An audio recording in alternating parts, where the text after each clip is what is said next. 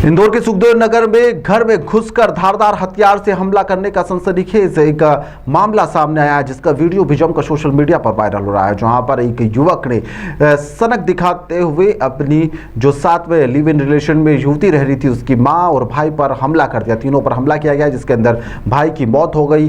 जो युवती है और उसकी माँ है वह गंभीर रूप से घायल भी है। और उसके बाद में युवक ने कई देर तक यहाँ पर घर के अंदर ही रहकर अपने हाथ से ही अपने आप को कई चोट भी पहुंचाई। इस दौरान वह कई देर तक ड्रामा भी करता रहा, जिसका वीडियो सामने आया है। इस दौरान चाकू भी उसके हाथ में साफ तौर पर आपको दिखाई दे रहा होगा और वह अपने आप को जख्मी भी कर चुका था। और पुलिसकर्मी कई देर तक उससे बातचीत करते रहे और उसके बाद में आखिरकार उसे पकड़ लिया गया। हमलावर का नाम वेदांत है, जो कि बिजासन नगर का रहने वाला है। वहीं पर यह इस हमले के अंदर महिला और वेदांश नामक युवक की अस्पताल में इलाज के दौरान मौत हो गई है। पुलिस ने मामले में गंभीर धाराओं में प्रकरण दर्ज कर लिया है। युवक के द्वारा हमला करने के बाद में स्वयं को भी घायल किया गया था, जिसके बाद में रेस्क्यू कर उसे भी कड़ी मशक्कत के बाद में पकड़ा गया था। वह नशे की हालत में भी बताया जा रहा है। प्रेम प्रसंग से जुड़ा हुआ यह पूरा मामला है, जिसका खूनी अंजाम सभी को देखने को भी मिला है। वहीं पर आरोपी का इलाज भी अस्पताल में जारी है।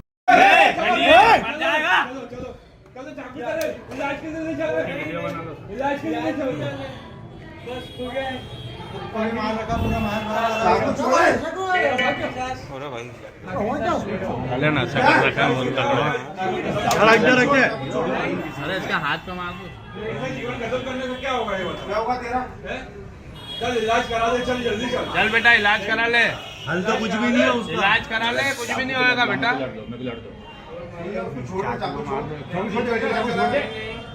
चाकू छोड़ दे, इलाज करा ले। कोई नहीं मारेगा। आपको तो समझा रहा था इतने दिन से। तेरे इलाज किया है, तेरे इलाज किया है। चलो आप लोग बाहर चलो। अंकल जी आप ठीक है। प्लीज तू तो मतलब चाकू रख दे बेटा। बैठ जाइए अंकल जी। तेरा इलाज कराना है हमको। तेरी जिंदगी जरूरी है। नहीं है, शादी करवा देंगे बस। नहीं अंकल, प्लीज बैठ जाइए आप। मैं बोल रहा हूँ बैठ जाइए।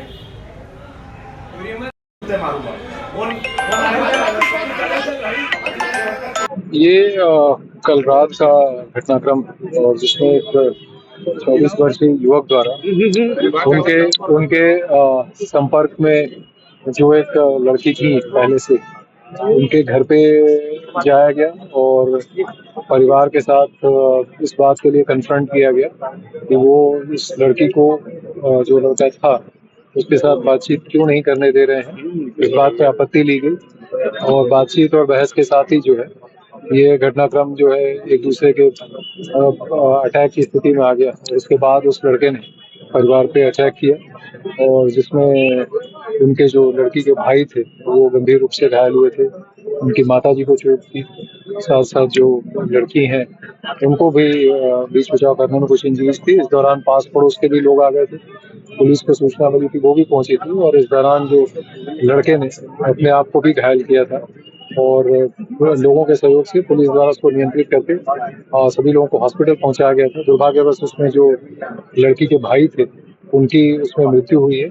माताजी अभी इलाजरत हैं और जो अटैकर था वो स्वयं भी जो है इलाजरत है। इनफैक्ट कल लेट नाइट अटैकर द्वारा डॉक्टरों के साथ भी जो उनको ट्रीटमेंट दे रहे थे उनके साथ भी जो है वो उत्तेजनापूर्ण बिहेवियर किया गया। वहाँ से अपने आप को इलाज नहीं कराने के लिए और वहाँ से भागने के लिए भी परिस्थितियाँ बनाई गई।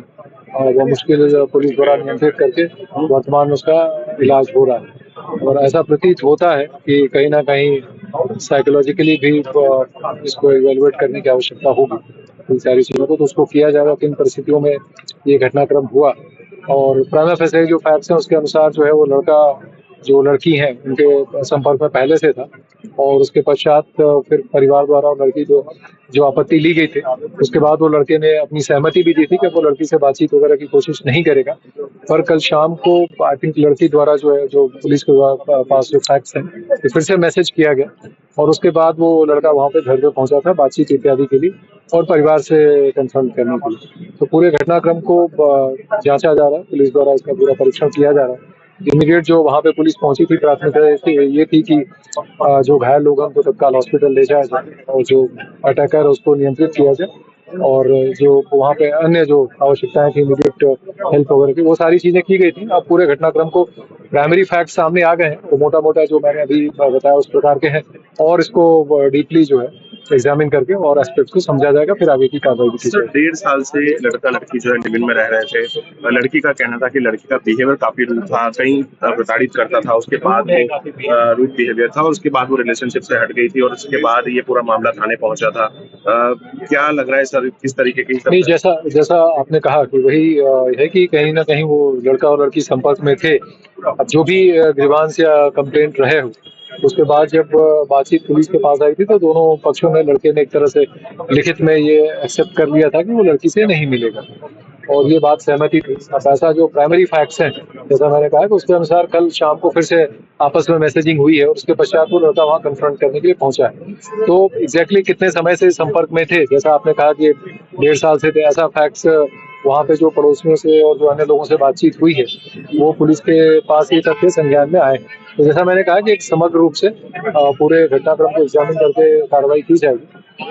अनफॉर्चुनेटली जितना तेजी से रिस्पांस पुलिस को करना चाहिए था, पुलिस वहां पहुंची, आम लोगों ने भी काफी सहयोग किया। आइडिया यही था कि जो घायल लोग हैं तत्काल उनको हॉस्पिटल पहुंचाया जाए और अटैकर को कंट्रोल किया जाए। ये दोनों कार्रवाइयां हुई और दुर्भाग्यवश उसमें जो है वो एक व्यक्ति की डेथ हुई।